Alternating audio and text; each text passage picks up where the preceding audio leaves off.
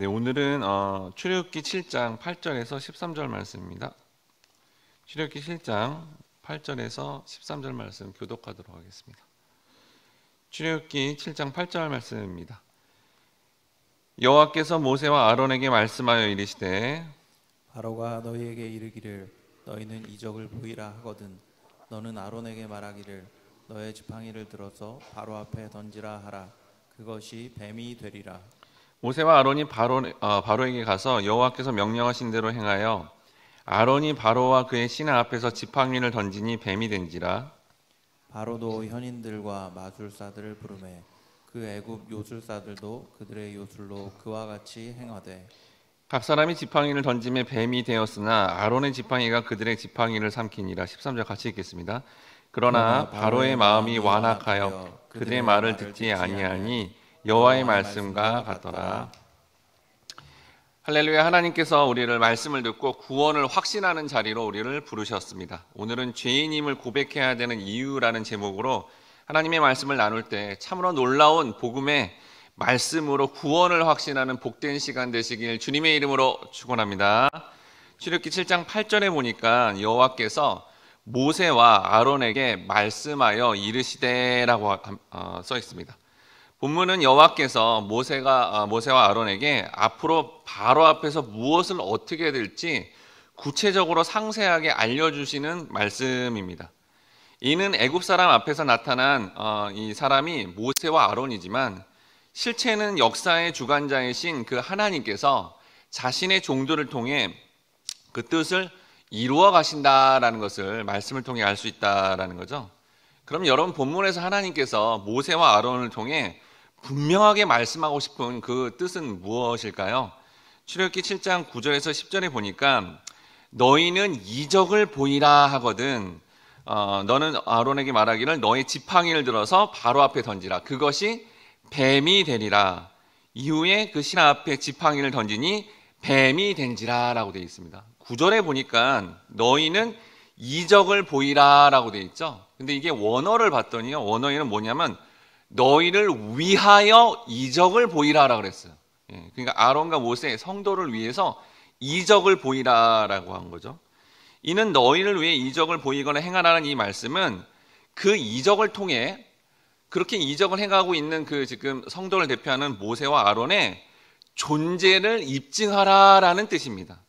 고대 근동에는 신의 사자의 자격으로 어떤 메시지를 전할 때 이런 특별한 이적을 보이므로 그렇게 이적을 보이는 그가 신의 능력을 가진 존재다, 자신의 존재를 입증하는 일반적인 관행이었다라는 겁니다. 그럼 여러분, 아론과 모세라는 성도의 존재의 입증을 위해 9절이죠. 10절에 지팡이를 던져 뱀이 되게 하는 것은 어떤 연관성이 있을까요? 여기 본문에서 하나님이 아론의 지팡이가 과거 모세의 지팡이와 마찬가지로 뱀이 될 것이다 라고 했습니다. 우리는 어제 이 말씀을 통해 모세의 지팡이가 하나님 앞에서 지팡이를 던졌을 때 뱀이 나오는 걸 봤죠. 그리고 오늘 본문의 7장에서 나오는 아론의 지팡이가 또 뱀이 되는 장면이 나와요. 그런데 여러분, 원어상에 보면 우리말로는 지금 뱀 되어 있지만 어저께 지금 모세가 던진 지팡이가 던진 그것이 뱀이 되는 것은 일반적인 뱀을 의미합니다. 동물의 세계에 나오는 뱀이죠. 근데 본문의 뱀은 성경에서 어떤 용어로 썼냐면 탄닌인데요, 히브리 말로 용으로 번역되고 하나님을 대적하는 자라는 의미입니다. 그러니까 하나님이 보이시는 그 이적을 경험하려면 성도가 뱀이라는 뭐예요? 하나님을 대적하는 죄인임을 자각해야 된다라는 겁니다. 그러므로 본문에서 여호와께서 명하셨다라고 분명히 얘기하는데, 즉 모세와 아론이 여호와의 명령대로 행하는 데 있어서 한 치의 오차도 없이 그대로 그것을 행해줘야 된다는 거예요. 즉 바로라는 세상 앞에서 성도의 지팡이가 던져져서 그것이 뱀이 되게 하는 그 이적은 반드시 보여줘야 되고, 그 과정을 통해 놀랍게도 성도가 하나님을 대적할 수밖에 없는 죄인 중에 괴수라는 것을 분명하게 드러내야 된다는 겁니다. 그런 외에 여러분, 하나님은 지팡이를 던져 뱀이 되게 하는 것을 이 출애굽기에서 몇 번이나 이렇게 말씀하시고 반드시 이것이 이루어져야 된다고 이렇게 강조를 이렇게 하실까요? 그리고 그게 왜 하나님이 생각하는 그게 무슨 이적도 아닌 것 같은데 그게 놀라운 이적이라고 그렇게 말씀하실까요? 이 해답은 우리가 예수님의 말씀을 통해 알아가야 됩니다. 요한복음 8장 44절에서 45절 말씀 같이 읽어보도록 하겠습니다. 시작. 너희는 너희 아비 마귀에게서 났으니 너희 아비의 욕심대로 너희도 행하고자 하느니라. 그는 처음부터 살인한 자요 진리가 그 속에 없으므로 진리에 서지 못하고 거짓을 말할 때마다 제 것으로 말하나니 이는 그가 거짓말쟁이요 거짓의 아비가 되었음이라. 내가 진리를 말함으로 너희가 나를 믿지 아니하는도다. 예수님이 마귀의 세 가지 분명한 특징을 말씀하고 있습니다. 첫 번째는 뭐죠? 욕심이라고 되어 있어요. 여러분 우리는 욕심을 냅니까 안 냅니까? 내잖아요. 그러니까 우리가 거기에 속한다라는 거예요. 또한 살인을 얘기했는데 예수님이 이 살인을 어떻게 얘기했죠? 신약에서 누군가를 미워하면 어떻게 된다는 거예요? 살인하는 자라는 거예요. 그런데 여러분 미워합니까 안 미워합니까? 미워하죠. 그러니까 우리 여기에 속한다고 해당됩니다. 마지막으로 여러분 여기 거짓말은 사소한 거짓말이 아니라 진리와 반대되는 것입니다. 에베소서에서는 이것을 풍조라고 하는데 이거는 사람들의 어떤 유행을 또 말하는 거예요. 그런데 우리가 교회를 다녀도 이런 유행을 따라가거나 돈에 민감하지 않습니까? 그러니까 뭐예요? 우리 모두가 이 세 가지 마귀의 특성에 그대로 부합하고 있다라는 겁니다. 그렇게 마귀의 속성을 그대로 담고 있는 성도에게 하나님의 은혜가 임하면 그때 하나님 저는 이렇게 죄인 중에 괴수일 수밖에 없습니다. 저는 무능하고 죄인입니다라는 고백을 하게 될 때 그때 하나님의 은혜를 맛봄으로 말미암아 은혜 가운데 하나님께 속한 자로 반응하게 된다라는 겁니다.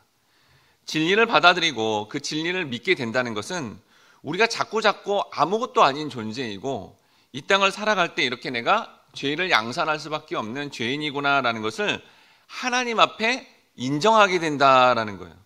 우리는 이런 하나님 말씀을 들음으로 내가 마귀였구나, 내가 뱀이었구나라는 것을 인정함으로 놀라운 은혜를 받게 된다라는 겁니다. 여러분 이게 복음의 핵심입니다. 여러분 우리가 복음 그러면 너무 유명한 말씀이 뭐죠? 요한복음 3장 16절이죠. 여러분 요한복음 3장 16절의 말씀을 정확하게 알려면 요한복음 3장 14절의 말씀을 알아야 됩니다. 요한복음 3장 14절에 보니까 모세가 광야에서 뱀을 든 것 같이 인자도 들려야 하리니 예수님 말씀하신 거죠. 예수님은 자신이 십자가에 달려 죽으심이 바로 구약에 모세가 광야에서 뱀을 든 것을 직접 비유하고 있습니다. 그 배경은 여러분 아시다시피 이스라엘 백성들이 이 광야를 지나는데 그 하나님의 보호하심 속에 이렇게 잘 지냄에도 불구하고 하나님을 향해서 원망과 그 죄악을 쏟아냅니다. 그러자 하나님이 그들에게 불뱀을 보내요. 이스라엘 사람들이 많이 죽게 됩니다.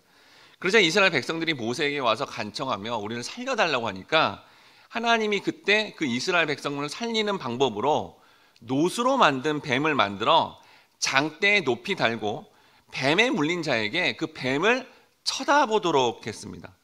여러분 지금 이 사람들이 어떻게 되고 있죠? 뱀에 물려가지고요. 이 불뱀은 뭐냐면 물리면 불같이 막 몸이 뜨거워지면서 죽는 거예요. 그러니까 이게 너무너무 고통스럽고 힘든데 뱀 때문에 죽어가고 있거든요. 근데 거기에 또 유대인들이 가장 싫어하는 동물이 뱀입니다. 그런데 그 뱀을 보아야 구원을 받는다는 말씀을 하나님이 직접 하셨다는 거예요. 이런 뱀의 특징이 무엇이죠? 뱀은 뭐죠? 깨뭅니다. 옆 사람을. 옆에 있는 걸 깨무는 거잖아요. 바로 그게 우리의 모습이다라는 거예요. 성도라고 하는데 자신에게 조금이라도 해를 가하면 복수하고 깨물고 비판하고 싶어 한다라는 겁니다. 또한 이런 환경을 허락하는 그 하나님을 향해서 원망과 불평을 토로할 수밖에 없는 게 뱀 같은 존재다라는 거예요. 이렇게 자신이 다른 사람과 하나님을 깨물어 자신이 죄를 지은 죄인이라는 절망적인 상태를 하나님 앞에서 자기가 인정해야 된다라는 거예요. 그렇게 인정해야만 죄인임을 인정해야만 요한복음 3장 16절의 복음을 받아들이는 과정이 된다라는 것을 예수님이 친히 3장 14절과 16절을 연관시켜서 그렇게 설명하셨다라는 겁니다. 여러분 우리가 왜 뱀 같은 죄인임을 이렇게 인정해야 될까요? 마태복음 1장 21절 말씀 아주 중요한 말씀인데요. 마태복음 1장 21절 말씀 같이 읽겠습니다. 시작. 아들을 낳으리니 이름을 예수라 하라. 이는 그가 자기 백성을 그들의 죄에서 구원할 자이심이라 하니라. 여러분, 예수님이 이 땅에 오신 이유는 다른 이유가 없습니다. 우리가 예수님께 기도해야 되는 딱 하나는 뭐예요?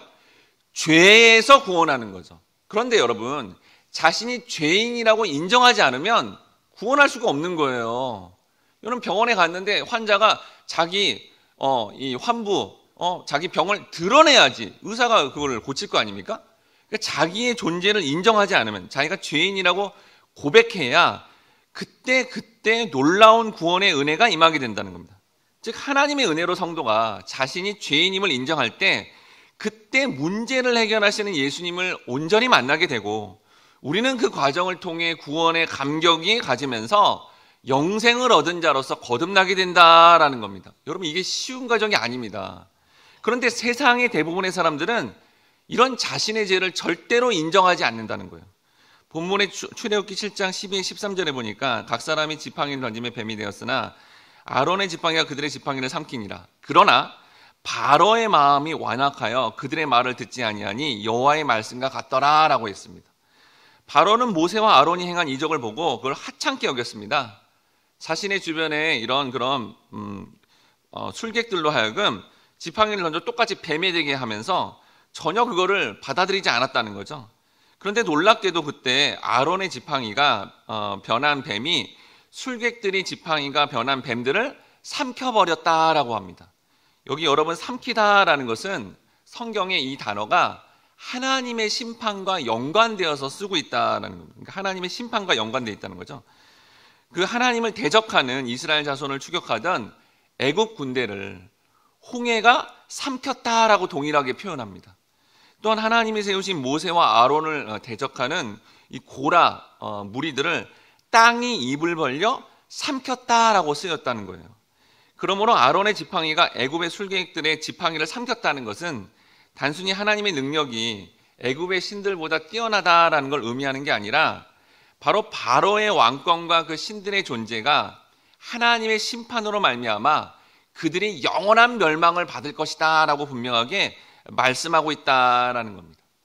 결국 여러분, 세상을 상징하는 바로는 이러한 복음의 논조를 마음이 강박하여 절대로 받아들일 수 없다는 거예요. 자신이 사람들 앞에 죄인임을 고백하는 것은 너무나 어렵고 힘든 거다라는 겁니다. 하지만 성령이 개입하시면 그 사람 마음을 주장함으로 말미암아 내 자신이 정말 뱀과 같이 다른 사람을 깨물 수밖에 없는, 그렇게 비판할 수밖에 없는 뱀 같은 존재구나라는 것을 고백함으로 말미암아 오히려 마태복음 1장 21절의 말씀이 임하여 그 죄의 문제를 구원하시는 주님의 복음의 역사를 경험하게 된다라는 겁니다. 그러면서 오늘 본문의 마지막에 7장 13절에 여호와의 말씀과 같다라는 의미가 이 의미입니다. 여러분, 이 말씀은 하나님이 모세가 처음 부르시어 소명을 주실 때 했던 말씀입니다. 즉, 하나님이 선택하여 소명을 준 진짜 성도는 모세 같은 자로서 하나님 앞에 모세가 어떻게 고백하죠? 난 연약합니다. 나는 죄인입니다. 고백할 수밖에 없게끔 그렇게 만들어 주신다는 거예요. 여러분, 사도 바울은 자신이 열심히 특심이라, 여러분도 아시다시피 사도행전의 말씀을 보면 바울만큼 정말 열심히 아주 잘 살고 자기가 산다고 착각하고 살다가 다메섹 도상에서 주님을 만난 후 사도로 부르심을 받았습니다. 수많은 교회를 세웠고요, 수많은 성경책을 쓰면서 그 선한 영향력이 누구보다도 더 뛰어났던 그의 인생인데, 여러분 잘 아시다시피 그가 마지막에 기록했던 디모데전서라는 그 성경에 자신을 뭐라고 고백하죠? 죄인 중에 괴수, 뭐예요? 자기가 뱀과 같은 존재다라는 것을 고백했다는 거예요. 자신은 죄가 차고 넘쳐 주님의 그 은혜와 긍휼이 아니면 구원받을 수 없고 그대로 두면 지옥 갈 수 없다는 자기의 존재를 정확하게 자각하여 고백한 것인데, 여러분, 이 고백이 세상 어떤 기적, 바울이 그 전에 행했던 어떤 기적보다 바울 자신이 마지막 인생에서 내가 죄인 중에 괴수다라고 이 고백한 것이 가장 강력한 하나님의 기적이었다라는 겁니다. 왜냐하면 여러분, 공동체에서 자신이 죄인입니다, 내 죄 때문입니다 라고 말하면 그 모든 상황에 책임을 져야 됩니다. 또한 내가 죄인이다 그러면 모든 이의 비판을 받아야 되고요, 내가 죄인이다 그러면 심한 모멸감과 상처를 받기 때문에 누구도 그렇게 고백하고 싶지 않다는 거예요. 그래서 인간은 자신이 죄인 중에 괴수다, 내가 뱀이다 라는 것을 절대로 말하고 싶지 않습니다. 그런데 하나님이 개입하시면 이 성경의 말씀처럼 죄를 범한 죄인임을 고백하게 될 때 그 죄의 문제를 정확하게 해결하시는 그 예수님을 온전히 만남으로 말미암아 우리는 그 어떤 기적보다 놀라운 그 개입하심을 통해 죄 문제가 해결되는 하나님의 이적을 경험하게 되고 오히려 감격스럽게 구원받은 자로서 살아가게 된다라는 겁니다. 자신이 죄인임을 고백하게 되심으로 이러한 놀라운 구원의 은혜를 누리시고 세상에 절대로 없는 이 복음의 논조를 받아들이시고 구원을 받은 것을 확신하시고 전하심으로 말미암아 하나님의 크신 이적을 보이시는 그런 복된 삶이 되시길 주님의 이름으로 축원합니다. 기도하도록 하겠습니다.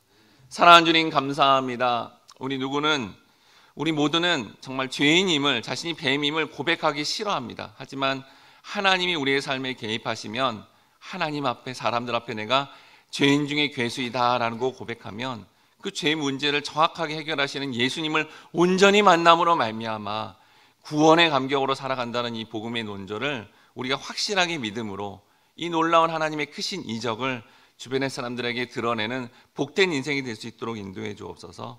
예수님의 이름으로 기도드립니다. 아멘. 이 시간에 말씀을 생각하면서 다 함께 같이 기도하겠습니다. 주여, 우리가 성령의 개입하심으로 내가 죄인임을 인정함으로 그 죄 문제를 해결받고 하나님의 크신 이적을 보이는 복된 삶이 되게 도와주시옵소서. 주중에 진행되는 어성경과 아가서 강의, 제자훈련을 통해 우리가 죄인임을 고백함으로 구원의 은혜로 살아가게 도와주시옵소서.